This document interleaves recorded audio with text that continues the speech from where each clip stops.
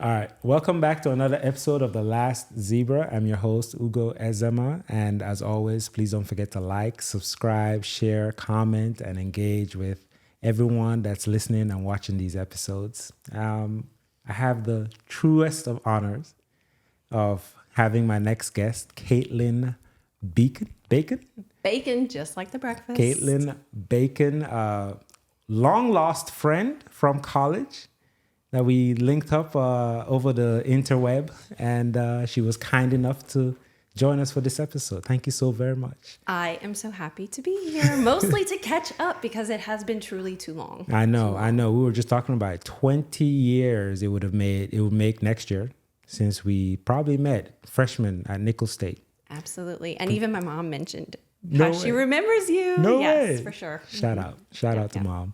So how have you been? How's everything been going? Very good, very good. I have two little ones now. Well, I say little, time flies with that too.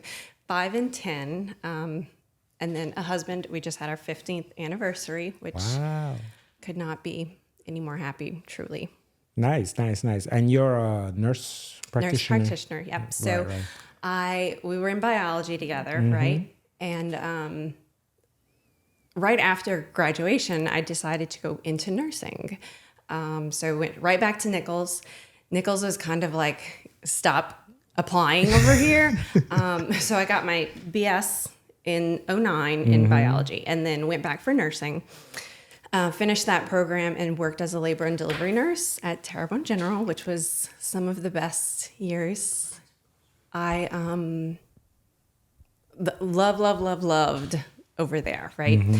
And I still have a passion for maternal nursing. I became an IBCLC. Loved that you had one on here representing. So you do you still do that as well? On the side, so I don't do it professionally, or Okay. that's not the right word. I don't do it. In practice. Yes. Right. So it's an amazing skill to have, right? I'm not. A lot of times in medicine, you don't, your friends will call you. You're like, oh, I'm practicing medicine at home, and that type of thing can seem frustrating. But I absolutely love to be a resource for moms. That's awesome. My sister just had a baby, she's 6 weeks old, and so unfortunately, I was super sick right after he was born. And one of the hardest things is a lactation consult via the telephone.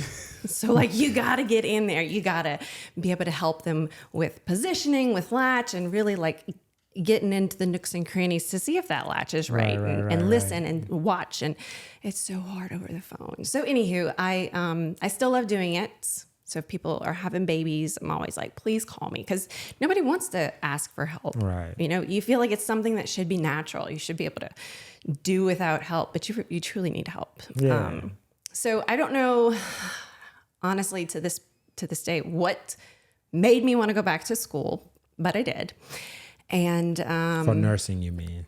right. So I applied again to Nicholls for their FNP program. And once I got out of there, I was working preventive cardiology, which was amazing. I was scared to death in the beginning, not going to lie, because cardiology is that's intimidating.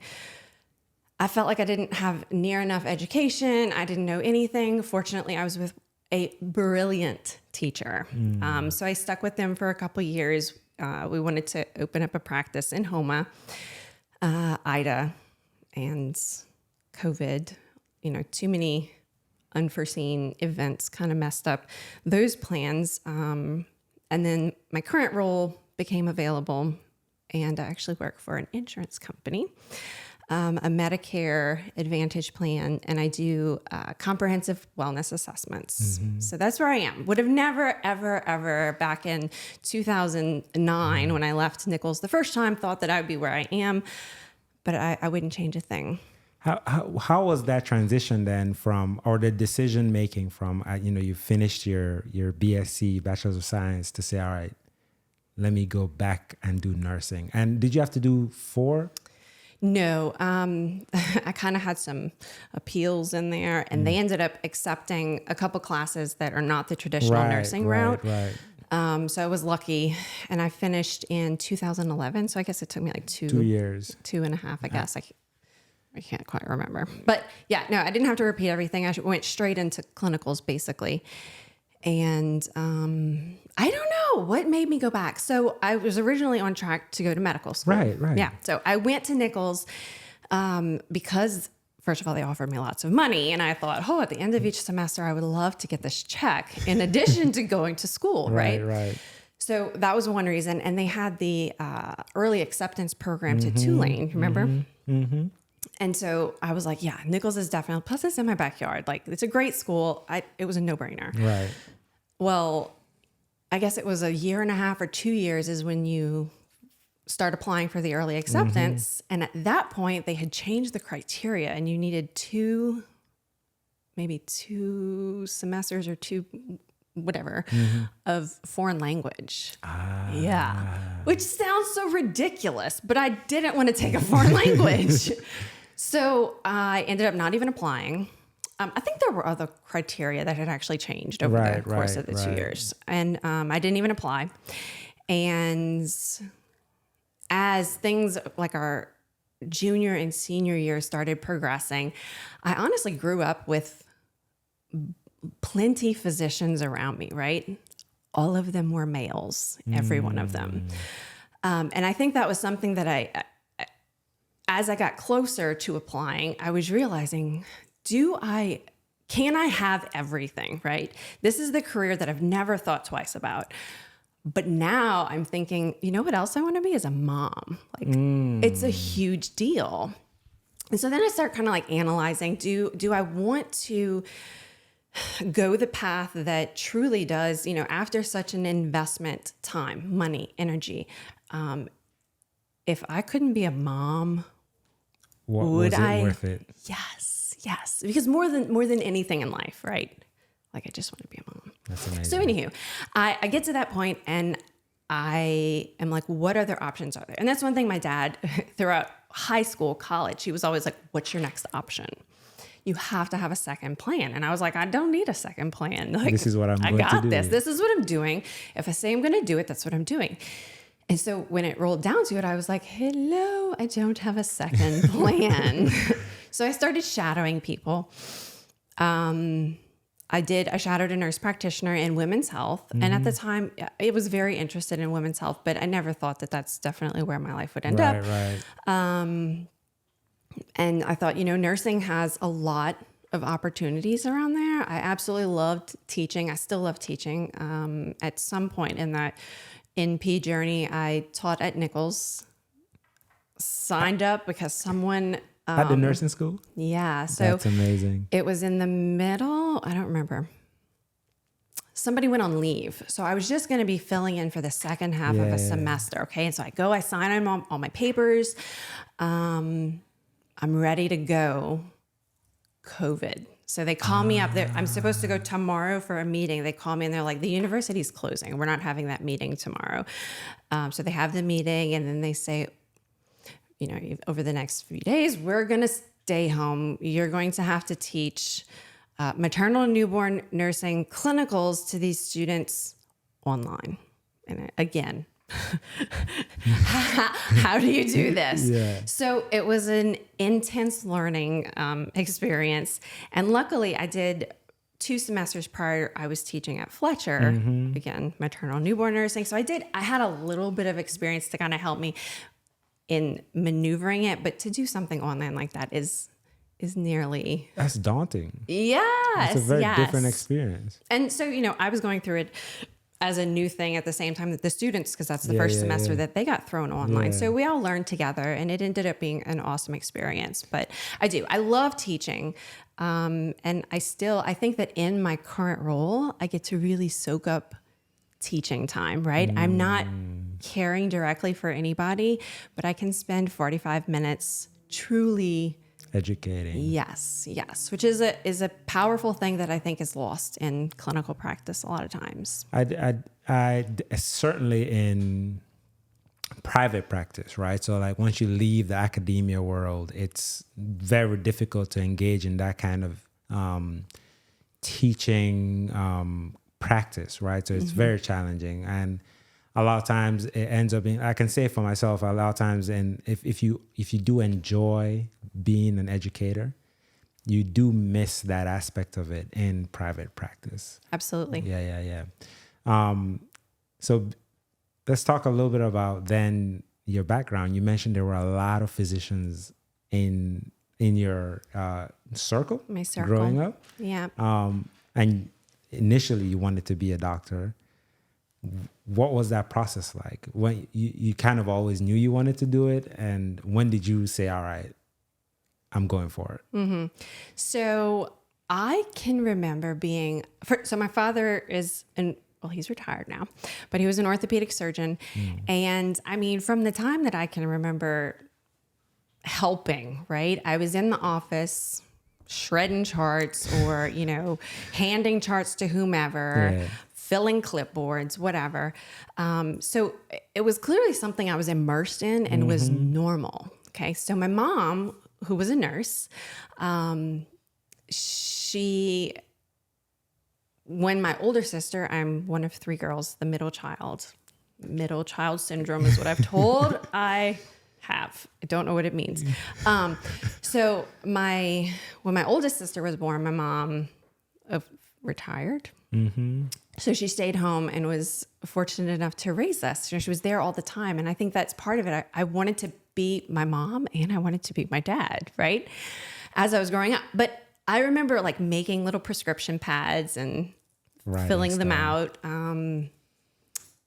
Constantly, like I was a baby doll kind of person, which kind of leads me to that maternal newborn knack. So I remember playing with baby dolls and just being a very caring, I want to help you fix this type of person. And like I said, it was just like I knew from early on, and it's just what I was going to do. And I don't know truly what the switch was that ever made me say, whoa, am I sure this is what are we sure that you decided at 5 years old that this is what you want to do? Because I don't think that an 18-year-old should have to decide what they want to do. I agree with you. Not fair. Wholeheartedly. It's definitely one of the things that I am very passionate about right now. I don't think that pre-med or pre-anything as a degree is a worthwhile use of your undergraduate degree. I think you should take college as a time to figure yourself out, know who you are, and in the process, sure, if you're leaning towards something, sure, meet the requirements, take the requirements to get into that professional school. So if it's dentistry, if it's medicine, if it's law, but fill in around those with things that make you more well-rounded. I'm not sure, and shout out to Dr. Kiljan, Mary Kiljan. Love. I'm not sure. I adore her. I'm not sure I needed virology.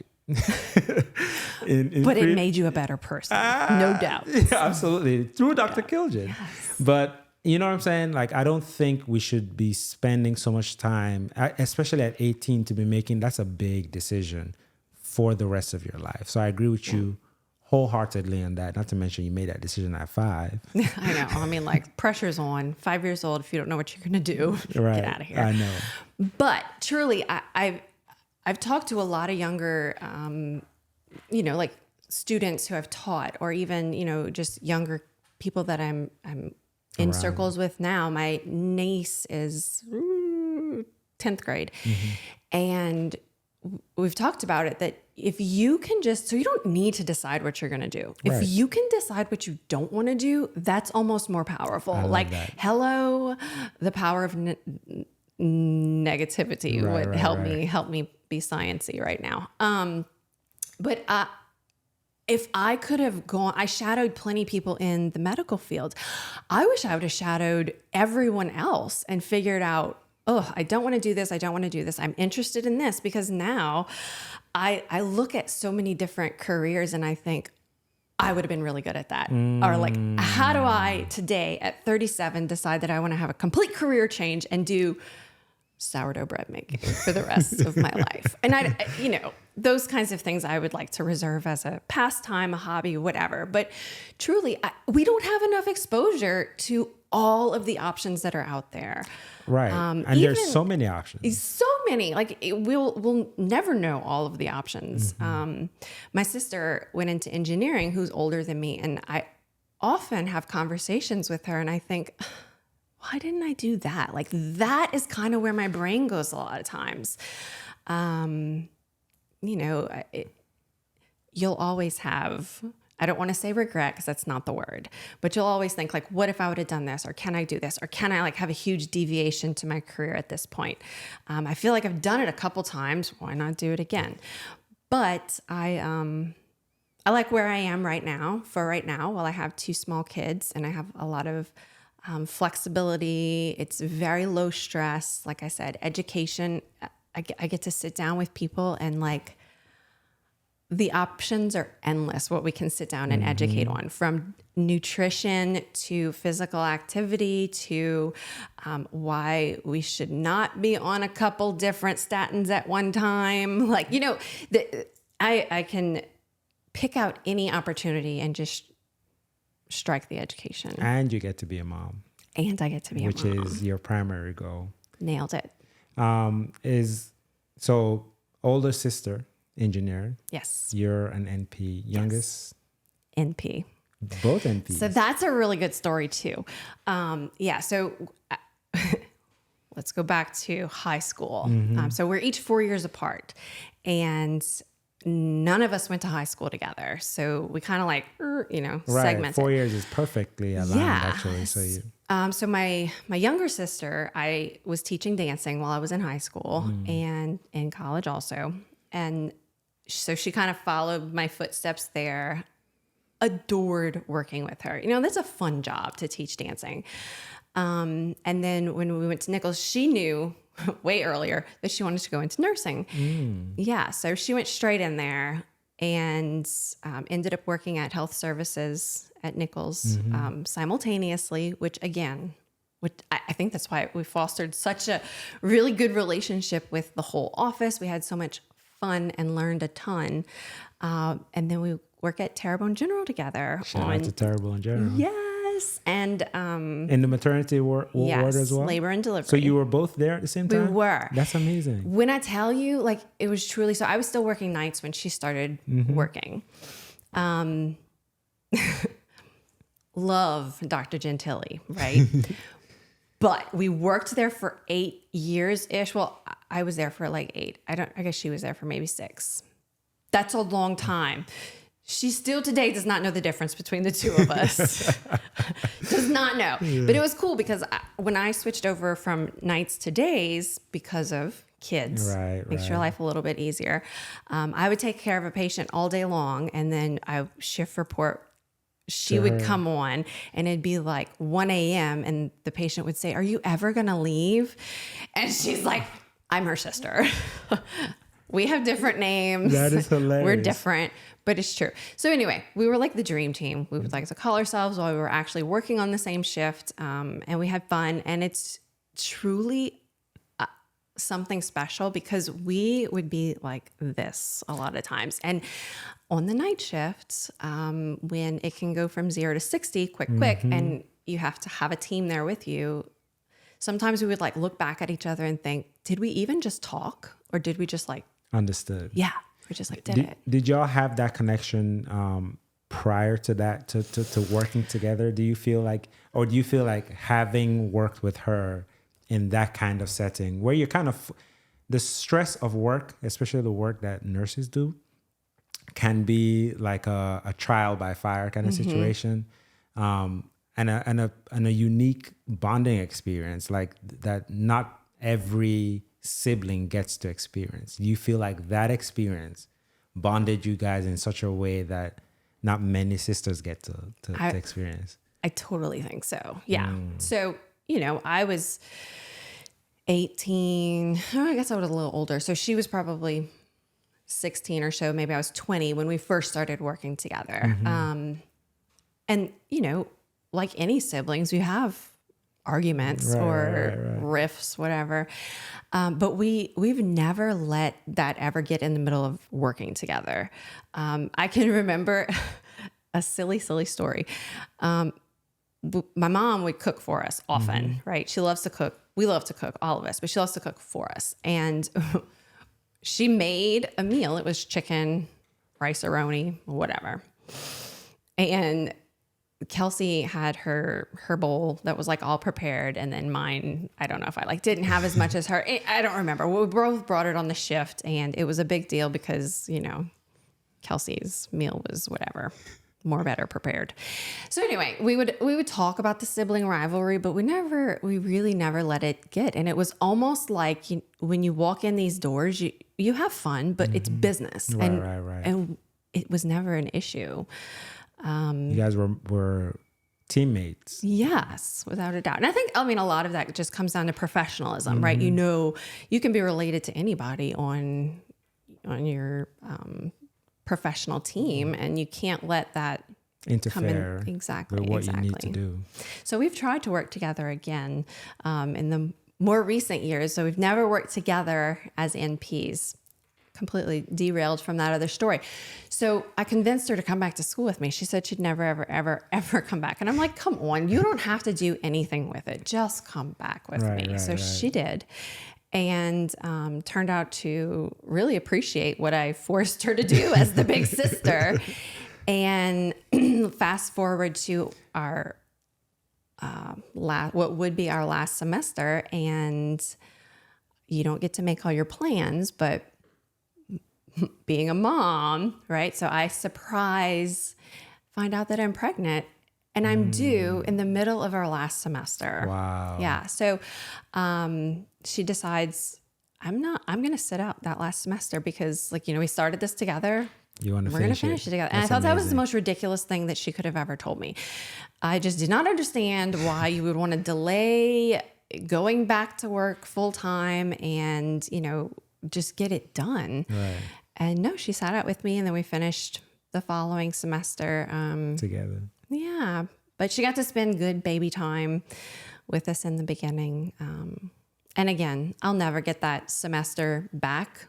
So that was really, really valuable. I was so angry about it in the beginning, and I'm so fortunate for how it worked out. I'm a big shout out person. I'd like to shout out your sister for being so mindful and thoughtful. That was very kind of her to think of that, the presence of mind to say, like, we started this together. I would love to finish that with you. And to share in that moment of motherhood, because this would have been that was my second baby. Yeah. To make sure that she was also present for that. I think that's really very kind and elegant of her. That's amazing. I have two phenomenal sisters, I will tell you. You know, a lot of people say their siblings are their best friends, but truly, like, they're the ones I go to. I mean, I think I'm the one that they go to, but supportive to the nth degree, basically like parents to my kids. They say it takes a village, and I thought that was just a saying, but it is. And I cannot be more grateful. That's amazing. Did your, talking about your dad now, I'm reflecting about your dad. He's an orthopedic surgeon. When you said, all right, I'm going to go to nursing instead of medical school, how was that conversation? Granted, understand that he's a strong proponent of having a second option. How did that conversation go? You know, I don't know if that was ever actually a conversation. I'm trying to think back. He was nothing but support. Nothing.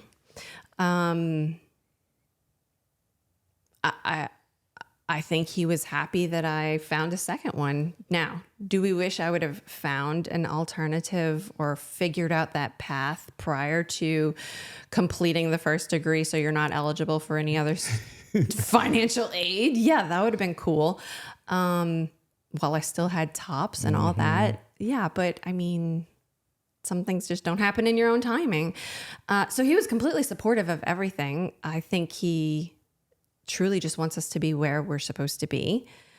When I finished NP school, I think we had a couple more interesting conversations. As in, I'm not going to use the word old, but going through medicine years ago when NPs weren't utilized as much. And I think even in our area, his area, I guess, where he was practicing, they weren't truly used as much. Right. I think that there were a couple more conversations there that were kind of like, what exactly are you going to do? Where are you going to go? What is this? What's your new path? But overall, nothing but support. Right. Yeah. So it sounds like his inquiry was more of trying to understand exactly what that role is. Yeah, and what how, it would be. Yeah, and Yeah. how. Yeah, exactly. Wow, Yeah. that's Yeah. very nice. I'm trying to remember when I first became aware of NP, nurse practitioners, as a field in medicine, and I think of physician assistants as well. But I think when I was at Nichols, I was playing with my brothers. I went to school with my brothers as well. So I remember. Yeah, so all my brothers, well, not all of them, but I'm the oldest of 5, 4 boys, 1 girl. My sister is the youngest, and she's coming from Mardi Gras actually. But Fun. yeah, we're in Mardi Gras season. Whenever you do watch or listen to this, but I was playing basketball with my brothers, and I hurt I had a laceration over my eye, and I went to Thibodeau, and I believe it was an NP and that was my first time being aware of that. Again, I'm from Nigeria, grew up in Jamaica. I'm not sure if those levels of providership are readily available. I've always just known physicians, doctors. So that was my first exposure to an NP in that space, and I was like, oh, that's interesting. I never thought about that. You brought up sourdough. If you could do anything else outside of medicine, first, really the question I want to ask is, your sister, your older sister, she does engineering. You're like, man, I wish I did that. What are some other things you wish you did? And if time, obligations, money was not a concern, what is the one thing that you would do? Oh, I'd have to pick one thing. You could give a list. So would you like to know? Why? And why? Okay. Yeah. So all of the things that I've really thought, dang, I could do that, or I could learn how to do that, right? Okay, let's get started. Used to want to be a yoga instructor. You did dancing. I did. I know it's not the same, but it's not quite the same. Kinda? But I think if you are doing any sort of, I'm going to say like body art and using that creative plus building strength, and maybe would kinesthetics be the right word? I think they're all interplayed. And so when you can kind of like connect body and mind in any of those situations, I think they're all connected, right? Okay, so that was one thing. Plus I was like obsessed with the yoga courses at Nichols while I was in college. It was like, they had that. what? They were some of the best. I think it was Wednesday nights. And so we would go, and it was just, why did I never discover this in all of my college years before? I did not know they had yoga courses Amazing. at Nichols. Amazing. So, okay, that was one option. I absolutely love being in the kitchen, cooking, baking, just socializing in the kitchen. And I think that what I love is the combining of science and, like the specifics of a recipe, and everything has a purpose in this recipe, but also the art. And so like, I know there's a purpose for this amount of salt, but if I tweak it, what's it going to do to change how this bread's going to rise, right? So I think that I love the structure plus let me be creative. Right. It's going to fail, but I'm going to try it. Okay, so I would do anything in the kitchen. I have sometimes found little like knacks of therapizing almost. Okay, so part of it is the just kind of like digging deep into the psychology of anything. I think it's super interesting. Let's just say communication, right? So once you start really digging apart communication or how to speak to somebody, it is mind-blowing how you feel like you could really have an impact on some population's lives by just teaching them how to communicate. Yeah. And of course, there's other therapies that I guess I find very interesting. What else could I do? I, of course, could be a mom all day long. A lot of people say they can't stay home. And I think that I would have no problem because, again, I could be a mom and I could be in the kitchen all day long. And that would make my heart go pitter patter. Do you feel, because it sounds like your mom was essentially a full-time mom when she became a mom. Do you think that that the way you see her impacts how much that is a pivotal role, plays a pivotal role in the way you view motherhood? 100%. 100%. Yeah, she was a full-time mom. And one thing she said, she'll say it again, people would be like, oh, well, but you didn't have a job. That is incorrect. You have a job, and that is to raise a household of kids. It may not be a job where you have an employer who's handing you a paycheck for your effort and productivity, but that is a job, right? Just like if I do have a 40-hour per week employment situation with someone outside of my household, I then have to allot everything around there accordingly. Whereas if I don't have that, then they just allot it differently. Right. So it's truly a job, a different job than but others still may. a job. Yeah, and I do. It has everything to do with me being or viewing that traditional role of a mother as a full-time mother. Right, I know now that that's not the case. There are a billion different roles for a mother, and no one is better than the other. Some people, like I said, would never stay home full-time with their kids. Summer breaks are, enough to make some parents lose their mind. Right. But some can do it, and some do it really well. Absolutely. I have a tremendous mother, I would say. Mother of five. She and my dad raised five of us, and mom is a physician. She's a doctor. And to this day, I think I appreciate her. There are certain situations where I became intimately more aware of how amazing, which made me more thankful and more grateful for her. One of them was, you mentioned labor and delivery.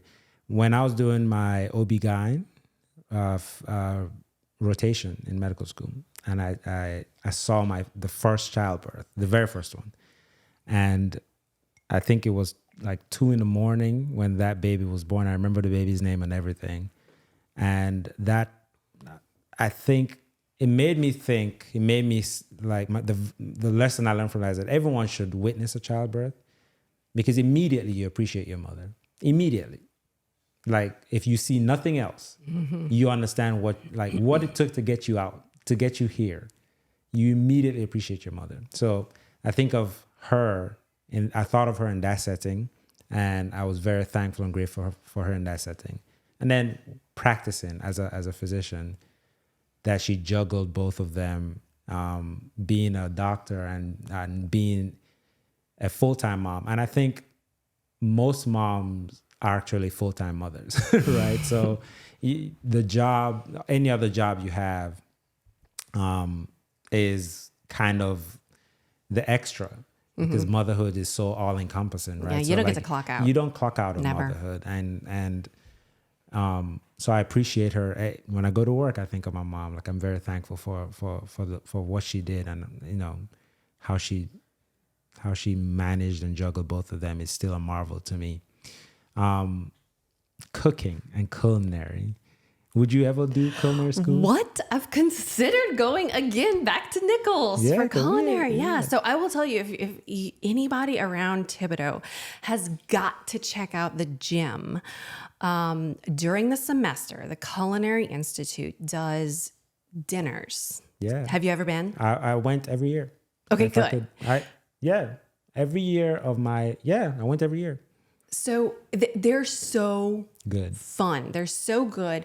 And to watch these guys learning, how to interact in the restaurant setting. Plus, they want feedback. And I am a foodie and I will give you feedback, positive, negatives, everything.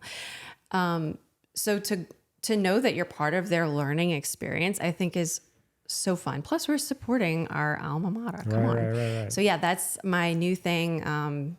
2 or 3 years now for my birthday. That's always what I want to go do. Yeah. So this last birthday, our crowd was kind of big. So we rented out the, I forget what they call it, but it's like a private banquet room with those dinners. And so I brought my kids who may not want to sit down and be proper the entire meal, but it was perfect. It was so fun. And plus, they got to try some fancy foods. Yeah. I love that. Do you have any particular kind of food that one is your go-to? Like you're just like, oh, like I can make this with my eyes closed. Let me just knock this out and it's excellent. And it's excellent.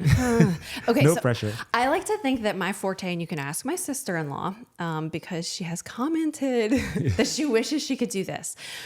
I can get into my refrigerator any day and I can whip up something like super fancy. And yes, I promise you can taste it and you'll think, can I have this recipe? That's like famous words. Can I have this recipe? And I like chuckle because I don't have one. No, I might start with a recipe. Like I look at it and I see, okay, they kind of went in this order, but it's never going to come out like finished like that. So anywho, I love to, and my husband's always, it's like a team thing. We're like, let's do this. So we pull out 10 things from the refrigerator and last minute throw something in there. We've recently loved, we've been pronouncing it wrong. It's not mascarpone, it's mascarpone. I have no idea what that is. So it's kind of like cream cheese. Oh, which I love.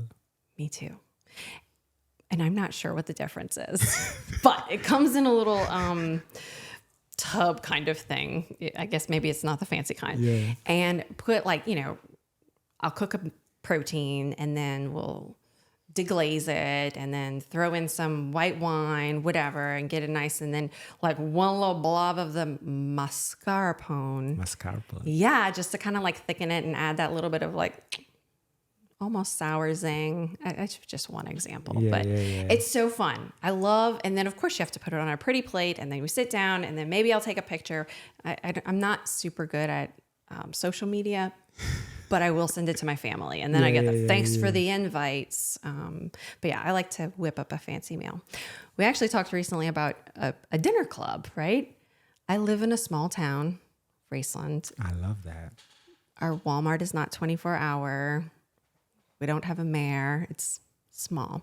But I think we should have a really, really fancy dinner club. And I'm thinking about getting it started for those people who have a sincere appreciation for food. There's a lot of people who say we should eat to live. And I do get it. I understand that. But I also think that you should absolutely have an appreciation for how the food got in front of you. Yes, there are potential lives lost, animals, not vegan. And I respect every vegan for their reasons. But I think you respect the animals, the vegetables. People had to farm that. I love growing my own herbs and some vegetables, and to watch a little bitty sprout turn into a full-blown vegetable that you can eat, I think is just truly amazing. I mean, it sounds silly, and would I have thought it was amazing 10 years ago? Yeah. Probably not, but it really is amazing. So I don't know. My wife is she loves to cook as well. She's I would say an excellent cook as well. I would love to hear y'all talk about food because she does the exact same thing. Yeah. She would just look in the fridge and just knock out something, and I'm like, yo, this is amazing. Where is this from? And she's like, oh, I don't know, just whatever was in the fridge. I kind of put it together. Exactly. Yeah. I think I'm a foodie, but I'm more of a caveman foodie as opposed to a, high art foodie. Like I enjoy eating.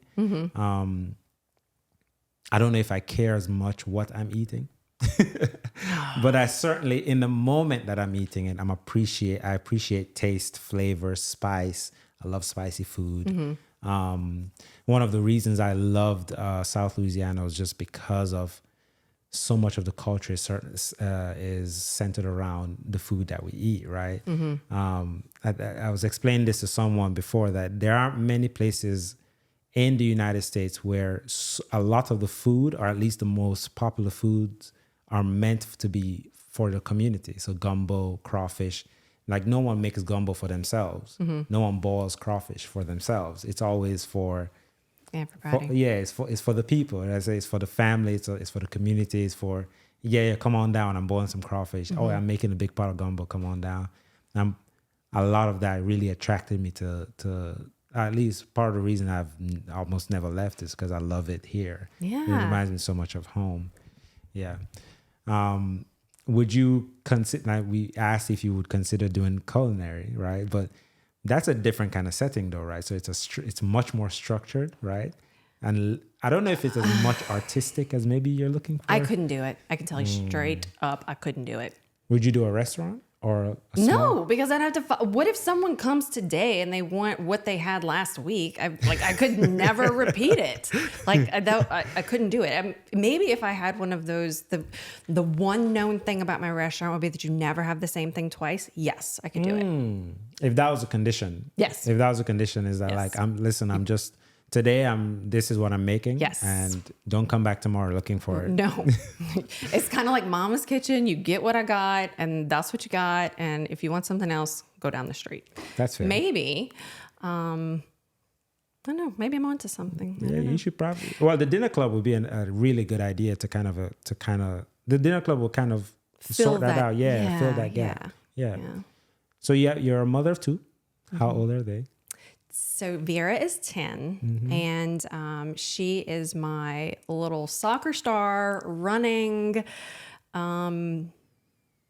sings beautifully. She just got her 3rd Superior at Voice Festival at Nichols this past weekend. Just like you can hear the passion when she sings. And so, my husband will be in the kitchen and we can hear her singing from her room, just belting it out. And we'll just say it makes my heart so happy to just hear her. You can hear, just like you can hear somebody smiling on the phone, you can hear how much she feels what she's singing. She adores running, which, I've run here and there in my life. And so Yeah. And I think it's because she's good at it, right? So when you're good at something, you can love it, I guess, because of what it does to your emotional health. Especially if it's natural to you. Yeah. And so last summer, I lose track of time. I was like, I haven't run a half marathon since I had a kid. Let me start training again. And then I'm like, my knees don't really like when I'm running half marathons on the cement every other day. So anyway, I ran and walked the thing, but I got her out there with me 3 days a week, I guess, in the mornings before school. And a lot of people were like, you have lost your mind to wake this 9-year-old up at 5:30 in the morning to go run. But she turned out to love it. And now she asked me can you come wake me up early to go run in the morning or whatever. And I don't want to tell her no, because that's a big deal. If every kid could know that exercise should be part of their physical, their daily activities, and not just in organized sports. She's on the track team, cross country, she plays soccer, but to run or whatever just for your own goodness, I think we'd have a better system. I wish I was more of a. I haven't run since No. In college, I used to run around the campus, around Nichols. But that's okay, because that was just a couple years ago. Yeah. Let's not talk about that. Let's not talk about how far away that was. But yes, in college, I would run around the campus for fun, just for the clarity of running. it's not as easy now. I can't. It's hard. It's not. It's not. Yeah. And look, I don't want to tear my knees up. So thinking about all of the patients that I've seen who are in their 60s, 70s, 80s, who have these knees that you're just like, oh, Dang. either we get new ones or we don't, right? And I don't want to do that to my knees. And I think I don't, running's not the best. It's really not, especially when, you're not doing it on soft ground. Right. Either A lot of information is coming out now that walking, just the walking Yeah. is good enough, if not better. I read somewhere recently in the last couple of weeks that after you eat, if you walk 30 minutes, just walking 30 minutes after you eat, it's like a weight loss. It's a way to lose weight and maintain a really good sense of self or something like that. I love it. Yeah. So I have told my husband before, I love walking after we eat for two reasons. One, I will just pick at a meal because I know I'm about to walk. Like, who goes walk on a full belly? full belly. Nobody. You can't do that.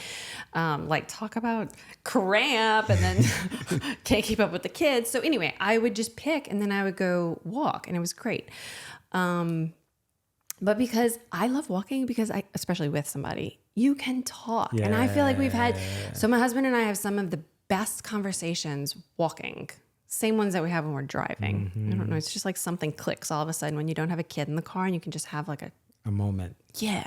So anyway, we've had so many good conversations walking that I'm like, physical activity aside, we need to start walking again because those were just good chats. Yeah, And you yeah, need that yeah. every evening, especially if you're working, decompress. Right. true. Just to wind down. We just started walking again, my wife and I, because there's a lot of parks here in New Orleans. Audubon Park is one of our favorites, and with the kids though. And so we would just walk around, and she'll go for like a jog and meet up with me. I don't jog, so I just walk. So she'll like do a lap. We walk. Yeah. At some point I'll take the kids to the play pen while she does another lap or something like that. So we've been doing that on weekends. So tomorrow That's morning, awesome. Saturday morning, we'll go and do that. And it's just, I feel really good, really good. There's something tremendously refreshing about doing something as simple as that. Endorphins are real. They talk about that runner's high. You Yeah, know? yeah, I haven't yeah. had it too many times, but it's the real deal for sure. Yeah. You mentioned walking around. So when I popped in the address, the first thing that came up, I don't remember if it was Google or whatever, said this is one of the top ranked walking neighborhoods. My neighborhood. Yep. My neighborhood. Yep. I was like, I wonder how you get that ranking. I do wonder, maybe a bunch of walkers just like. maybe. put Or you'll in- have like, I don't know, great sidewalks or. Well, it's certainly not sidewalks in the city of New Orleans. True. Not sidewalks, and there are way too many potholes. And anyway, let's not trash the Different city. conversation. What's next for you? So now you're currently in your space in the insurance company, as you mentioned. What's next? I have no idea. So I mean, do I think I will stay right exactly where I am forever? Absolutely not. Absolutely not. And all of my managers, my close coworkers, I think they're all completely aware. Like I thrive on growth and like, what can I do next? What can I do bigger? Do I know exactly where that is right now? Absolutely not. Am I always thinking about it? Am I always proposing things? Of course. Do I think that I would have a sourdough business? Absolutely not. But do I joke about having my own business? I would say, let's go back to Dad having his private practice. Like I always thought I would own my own business. What would that business look like? I don't In know. healthcare, if you could own your own business in healthcare, what do you think that would look like? I don't know. So I will say when I got out and was doing preventive cardiology, that was a beautiful practice there. It still is. It's in Morgan City. Prevention Plus. Prevention Plus. Shout out to Prevention Plus. Amazing. So they have what I think medicine needs to Steer evolve towards. into. Yeah. And so we would go beyond standard of care, right? Educating on nutrition, physical activity, drawing labs that people may not have ever heard of, but, have a purpose specific to that patient. So I think there's a lot to be said with individualized medicine, education, right? And I just wish we could get much more preventative. And anybody in medicine understands that that preventive or primary or primordial prevention is really like where we got to get. We're just trying to catch up these days, and it's exhausting. And until we can catch them when they're young and truly prevent these chronic illnesses that have not developed today in the 55-year-old. They were developing in their teens, in their 20s. So until we can start grabbing them here. So a lot of times I think if I were doing something, again, we go back to that maternal newborn breastfeeding. And I'm not saying that mother's milk can save the world. It's not what I'm saying. But if we can really get a grasp on health at that point and teach kids how to have it in their hands. Yeah. Like sometimes I think my kids just want me to stop talking, but I'm like, I want you to understand what this plate has on it. This is a carbohydrate. This is a carbohydrate. This is a carbohydrate. And this is a carbohydrate. And that does not make up a meal for you. Right. So I think I kind of harp on that sometimes, but I just want them to understand what, that they're making choices right now that are directly going to impact their health in their 60s, right? And I don't think I truly had a grasp on that until I started caring for people who have these chronic illnesses. Who are paying the consequences of those decisions. Did I care when I was in college? No. Do I sometimes still make bad decisions? Absolutely. But I'm going to think about it, right? And I know where that's going to lead, and I'm going to try not to make too many bad decisions in one day. So anyway, I wish that everybody could have a grasp on truly how to prevent these chronic illnesses. Yeah. How do we reconcile that? Because so much of our culture, and I'm saying our culture for South Louisiana, is focused on our food. It tastes good, but it's so much of it is not healthy for you. And look, and I said it. We truly should be eating to survive. Eat to live, not live to eat. That was like something I remember from some program back when. Eat to live, not live to eat. Yeah, but in South Louisiana, we certainly live to eat. Mardi Gras, I brought you a king cake today.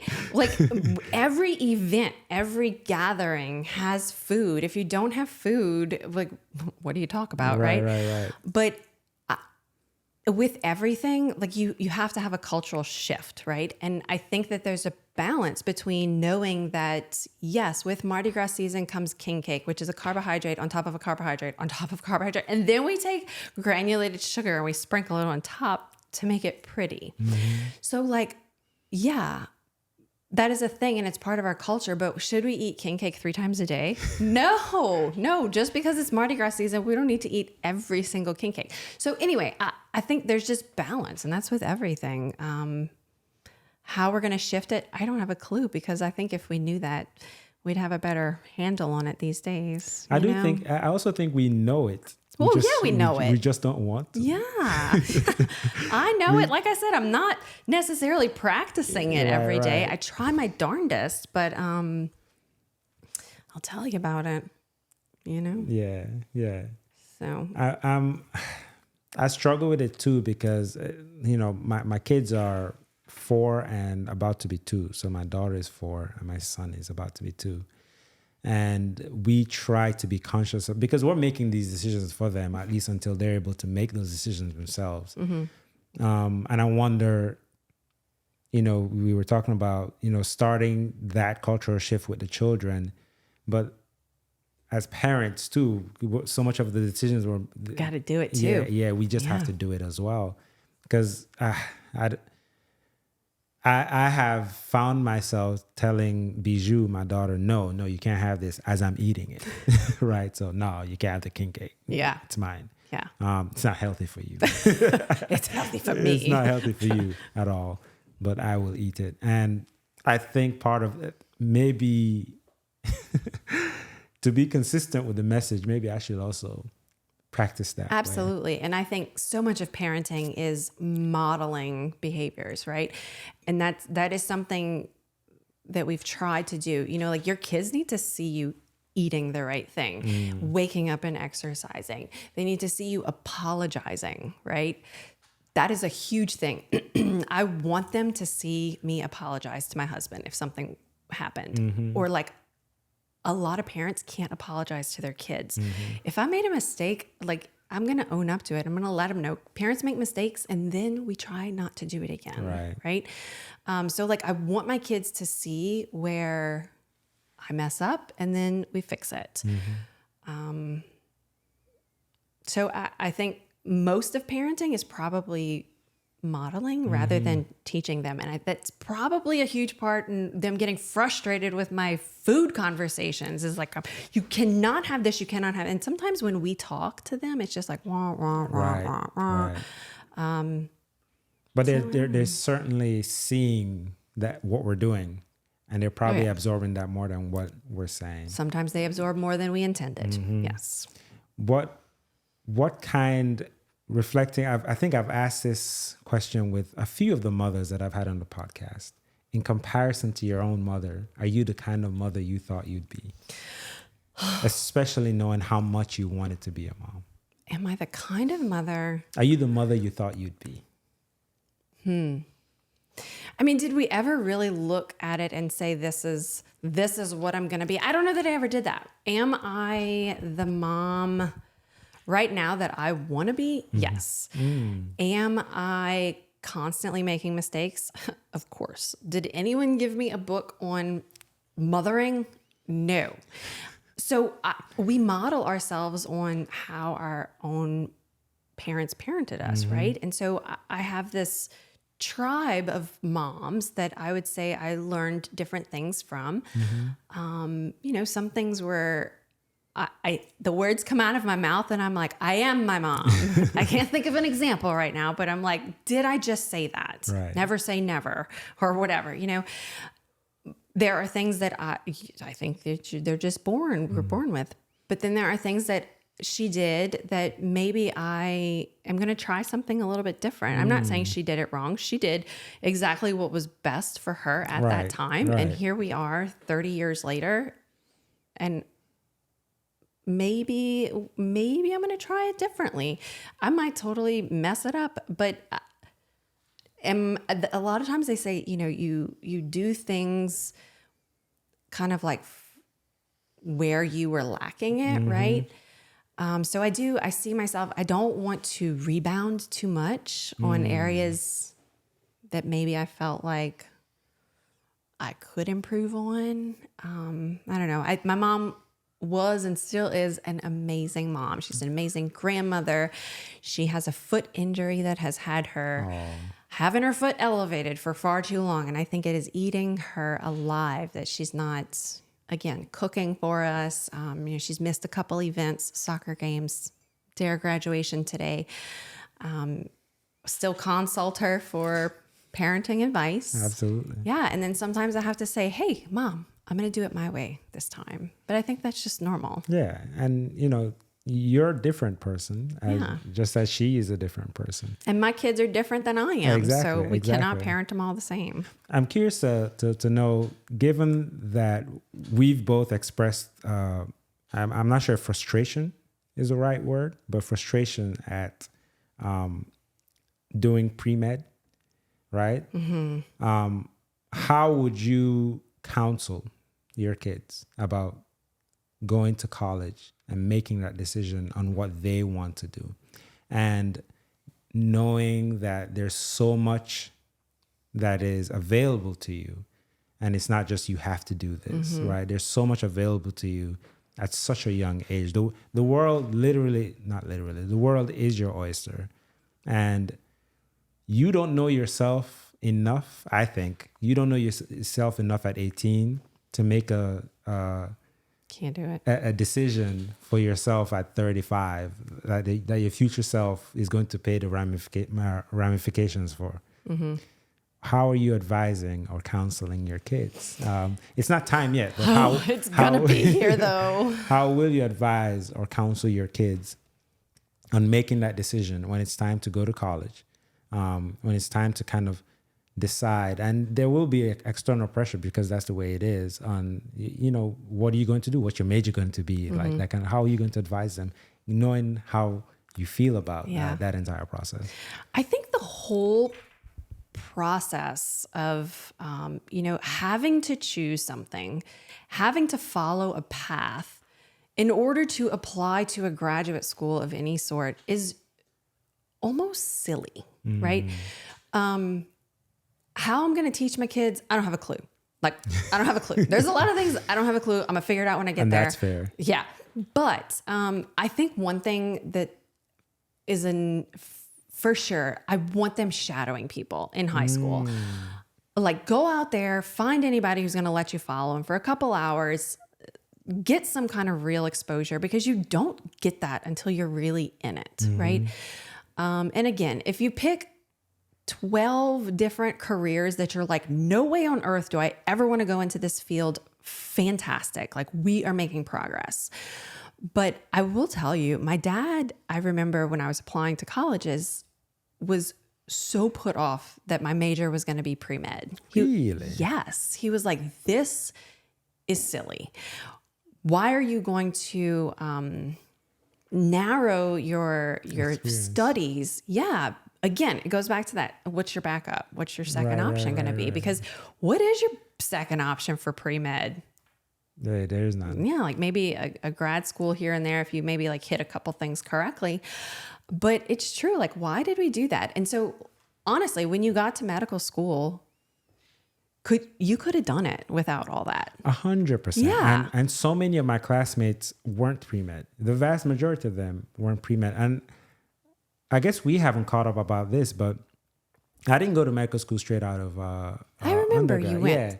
I went and worked. I worked at Chabert as a psych aide and a lab tech, because I at some point in my final year, I was just like, I don't know if I want to do medicine. I don't know if I want to be a doctor. But after that, I learned that my degree was functionally, I don't want to say useless, but it wasn't. You couldn't do anything. Yeah, if I wasn't going to go to medical school with a pre-med degree, then what am I going to do with this? I was overqualified to do a lot of things and underqualified to do everything else. So it was an eye-opening experience for me. And I was like, oh, if I could do it all over again, I'd probably not do this. So I worked for a year in the lab and psych, and then I went back home I went to the Cayman Islands to a Caribbean medical school, and that's where I did my medical school. But absolutely, I think it is too narrowing too soon to do that, and so I'm trying to kind of figure out how would I also like convey that kind of, you don't force yourself into something. You have no idea who you are. You may think you do, but I don't. At 37 years old, I still don't feel like I truly know if I am doing what I want to do for the rest of my life, right? And that's fair. Yeah. Yeah. But I think there's something to be said about just keeping options open, right? And I've never been one to kind of get content and just stay there. Right. It's not my style. So anyway, I fully support people not knowing what they want to do. And I don't think there's ever a wrong time to go back or to change or try something crazy. Yeah. It's never too late to pivot. No. The oldest classmate I had was I think 70-something, started medical. Yeah, 70-something year old She started going to medical school at 70-something years old. Did she finish with you? No, she didn't. She didn't. She passed away actually. Stop. Yeah. Yeah. Wow. Yeah, But what a wonderful thing I know. to get started. I know. I love talking to patients who tell me, I went back and I got my GED with my child. You know, like they were graduating from high school and I decided to go back because we have a huge population of people who don't have a high school degree. Right. So for them to, at 30, 40 years old, whatever, decide to go back and get their GED, like that's one of the most awesome things. I love it. And whatever stigma is attached to that kind of stuff, it seems ridiculous to me. We live in a very different world, in a different time from then. And not to mention the barriers that people had to kind of get in that kind of education. I think we've kind of, stretched it too much. Because back in the day, you went to college after you've kind of worked a little bit, right? Which is how it should be. Yeah, that's the way it should be. You went to professional school after you've worked a little bit. You're a little bit more mature. That experience becomes much more fruitful. You can, dive in and focus on something that you've grown into and you're really interested in. Yeah. Yeah. Yeah, like think about all those non-traditional students. They had it right. Right. They were always the strongest one in the class. They were always, on top of what's due tomorrow. They were the ones that people sought advice from. Plus, they were kind of like your mom's age. Right. But like they had it together. Rightfully so. They were, 18. You're a babe. Yeah. There's a lot of, and it gets so overwhelming because you think about these systems that require change. We have a lot of them in our country, just in community. Like there's these huge systems and you're like, how do we fix it? And it's like, it gets to your soul to think, how can just a couple people even come up with an idea to fix things? But like they truly are the things that matter. Yeah, right? yeah. They need fixing. It's too systemic that I don't even know how to to tackle something like this, where like I think what I would do is I would encourage more people, more high schoolers to consider trade school. Yes. To consider it, and it's okay. Go to trade school, learn something that if something was to happen, you always had a job. Like you could always work. Oh, I mean, you're right. High schools, I feel, are pushing everyone to go to college. Yeah. And we're going to have a huge problem when we don't have any electricians. We don't have any plumbers. We don't have anybody who is going to get out and weld something. Like nobody has any idea how many trades are lacking. Like people, bodies. Yes. Yeah. And people that are actually doing those jobs. And who've been trained well. Exactly. Exactly. I think if not incorporating trade schools into high school in such a way that you come out of high school, two things. You should be able to work after high school if you want it. And you should certainly, after college, also be able to work. Right? So coming out of high school, knowing, whether it be carpentry, plumbing, something that you can readily, if you wanted to, can readily just go to work. If something was happening, be like, I need to support my family. You can work. I think that should be, if I was ever governor, I would 100% do something like that. And look, I'll go back to my niece, my oldest niece. So I feel like I learn a little bit on how they parent my nieces and nephews, and then I got the young ones and I figure it out. But she's in high school and they have the option to go to this career magnet school. And she's considering it. And she says, I'm really interested in like cosmetology, hair, makeup, that kind of thing. But I don't know that I want to do it like as a career, right? But how cool would that be to go to learn it, to have some fundamentals. And then while you're in college, let's say you figured out what you want to do, you're doing hair and makeup on the side on weekends. Making cash for a wedding here and there. And you will always have that as something to fall back on. Or if one day when you finish 14 degrees from Nichols, you're like, I want to open a salon. You can. Yeah, absolutely. I don't think it's a waste of time or opportunity to learn something like that, to learn to do something with your hands that you can always fall back on, and or might even motivate you to do something even more advanced with that particular skill. Yeah. So you mentioned doing with your hands, learning something. Let's go back to that conversation. Something else I can do. I mentioned last week. If I could find a career where I am using a jigsaw all day long. A jigsaw? I'd be on it. Yes. A jigsaw? What? So, what is it with a jigsaw? what? I don't know. It's similar. It's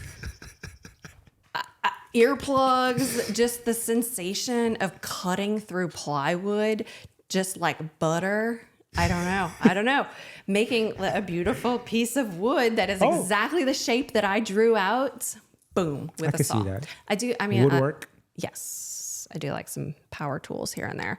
But yeah, a jigsaw. And nice. I did in the process. So next week, Vera, my older daughter, has the Mardi Gras parade at her school, and 5th grade always does floats, and they have a different theme, and they have to research it. And she has Earth Day, and so she's got big dreams on what this float's going to look like. And some things come to fruition, some things do not. But she wanted these clouds to stick up above the top, and I was like, jigsaw, let me show you. And she actually fell in love with a drill. So y'all did it? We did. We're not done.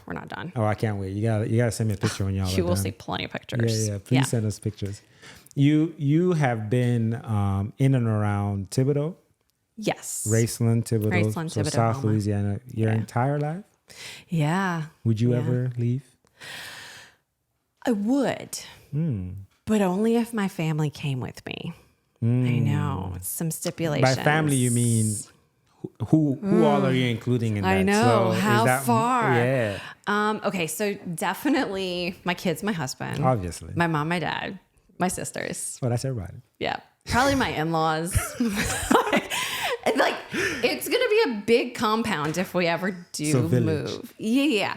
But my husband is a avid fisherman. He works on the coast. He plays on the coast. And it was always like, we're never leaving the coast. Why would we ever leave the Gulf of Mexico, these bayous that provide recreation, food? Like, why? And Hurricane Ida came, right? And devastated most people in our community. And it was the first time he ever said, maybe I would consider moving. And it was a weird conversation, right? But I would never leave my parents. Like, no, not happening. Or my kid. I mean, my sisters. Like, no. If you would, where would you go? Have you never even thought about it? And now that you're thinking about it, goodness. Where are you thinking? I would go somewhere where I didn't sweat so much, right? We only have a couple months out of the year where I walk outside and I'm just like, it's a beautiful day to be outside. Most days you don't want to be outside. And I love being outside. So I would go somewhere where 90% of the days we could be outside. So like a cooler place. Cooler, yeah. But not too cold? So not because I don't... Not New York, Chicago. Not that kind of place. I'm not saying them, but I'm not saying... I mean is... I don't think that's too cold. Like, I wouldn't want to have to... Really? No. I wouldn't want to have to deal with snow like 50% of the time. That's fair. But if I was in a city and I didn't have to drive in it, I could probably handle the snow for a little while. That's fair. Yeah. That's fair. Yeah, because some of the challenges is transportation. I would say most of my challenges, I don't mind walking through it, going through it, bundling up. You know, I got a lot of like cute cold wear that we only have a handful of days that we get to wear it. Yeah. So I could do cold. I could not do dark. So we were discussing places in the world that have extended darkness with my kids recently. And I'm like, whew, I couldn't do that. Because, you know, we have 5 days in a row that are just gloomy with rain. And then on day 5, I'm like, I don't know why I'm so sad. And then you realize we haven't had any sunlight. So I couldn't do that. But I would really like to not sweat all the time. Yeah. And sometimes not your sweat. It's the atmosphere sweat, the humidity. The atmosphere sweat. I really thought you were going to say other people's sweat, because that's true. You know, you hug your friend and you're both just dripping. It's not my thing. Ooh. Yeah. Yeah. Anywhere outside of the U.S., maybe? Yeah. I mean, everything is on the table. I would consider it. That's awesome. For sure. That's awesome. I have not left the U.S., but it is definitely Ever? no. Oh, Never. You need to change that. I know, and now I want I would like to take my kids with me. Yeah. Well, but, all right. Then where would be the first place you go? I don't know. Do you have a recommendation? My goodness. I'm biased. Of course, Naturally. that's okay. We all have a bias. Islands. So broad term, I would say go to an island. So the beaches, Jamaica, of course, the king of the islands, and all the other islands are jealous. But I would say you'd have to go to an island, experience island life. You wouldn't feel too far from home. I think that would be an easy way to kind of ease you into that. And then Europe is a fantastic trip for anyone. And then Asia is a fantastic trip too. Oh, the Mediterranean has been on my list. And truly any of our blue zones. That was Blue another. zones? What's a blue zone? Ooh, look it up. Okay, so I try not to get anything incorrect here, but Dan Buettner, I believe, he and a brother, National Geographic, one of them was like a reporter, and identified the areas of the globe where we had like a dense population of centenarians. I'm not going to be able to name them all, but of course there's an area in the Mediterranean, Loma Linda. Am I saying that correctly? I'm not sure. Loma Linda, I know, is California. Yeah. Yep. So they're one. It's a centenarian, so people that live to 100? Living to 100, yes. Oh. And so they... Loma Linda? Yes. Okay, so like I said, Prevention Plus. Dr. Abel got me on board with the blue zones. It is absolutely fascinating. So after they have identified like a heat map of these areas, then, like what are the characteristics that these guys have that the rest of the world does not? And I think it was maybe 9, again, don't quote me, of the things that they have priority, right? And it's physical activity, diets low in saturated fats, high in I can't remember all of them. One of them was definitely like they care for their elderly. That's one that kind of stuck with me. So in these areas, there are no nursing homes. And stuff. If you're elderly, require assistance, you might quit your job and take care of them because you I don't want to say owe them, but like you give back to the elderly who brought you up. And it's true, like when you start to respect the elderly and the people who get you there, you have a totally different worldview. Yes. Shoot, I wish I could remember them all right now. I'm gonna look it up. Look it up. And then recently they Netflix, I think, put together a documentary on it. So I didn't get to finish it, but they kind of go through each location and different things. And shout out to sourdough bread came up on there. That's new on this episode. It's gonna be sourdough. Don't. But again, it's got so many benefits. Yeah, or like, it takes you back to how bread's supposed to be made. There's nothing wrong with bread. What's wrong with bread is how we have modernized and industrialized it and tried to make it quick and easy and last on your table for, weeks or on the shelf in the store and then to your table and whatever. And, to make you want a whole lot of it. So we enrich it with a lot of stuff. But like true bread, how they were making it hundreds of years ago. Was really good. Yeah. And it was not spiking our blood sugar like breads do today. I've heard many people say this, that when they go to like the Mediterranean, they eat whatever, or they go to Italy and they'll eat pasta, they'll eat the bread there, and they don't feel the way the food here makes them feel. The very same food, it's not the same, but the pasta here makes them feel, the bread here makes them feel, they don't feel bloated. I've had many friends go there, eat like they normally eat in terms of timing and et cetera, and lose weight, right? And they come back here and,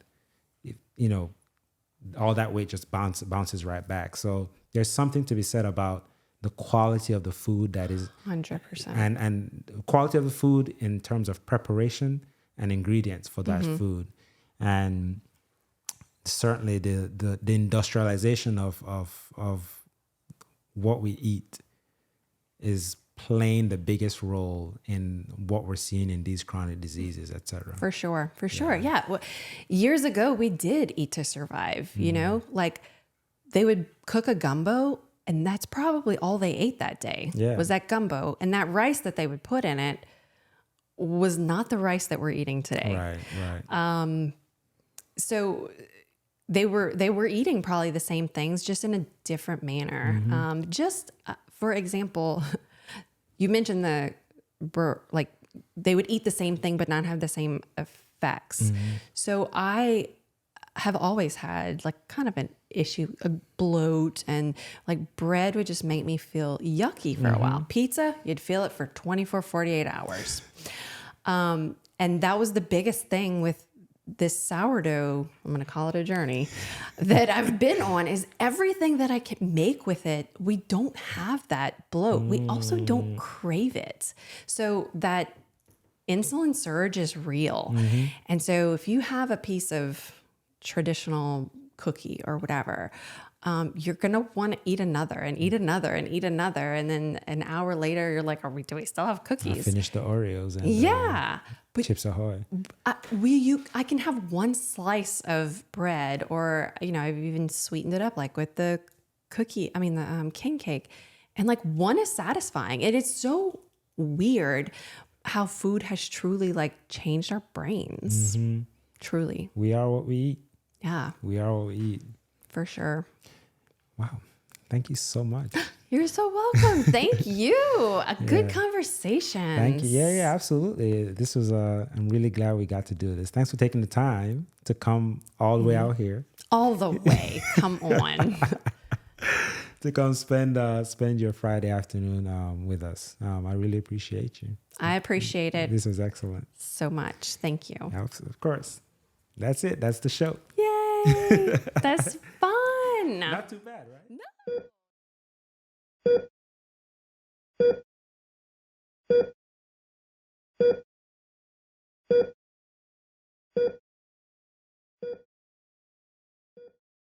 Hey guys, thank you so much for watching this episode of The Last Zebra. As always, we have new episodes that drop anywhere you listen to your podcasts on Monday mornings. And on Tuesdays, we have the episodes on YouTube. Please don't forget to like, subscribe, comment, and share. And I'm looking forward to seeing you guys on the next one.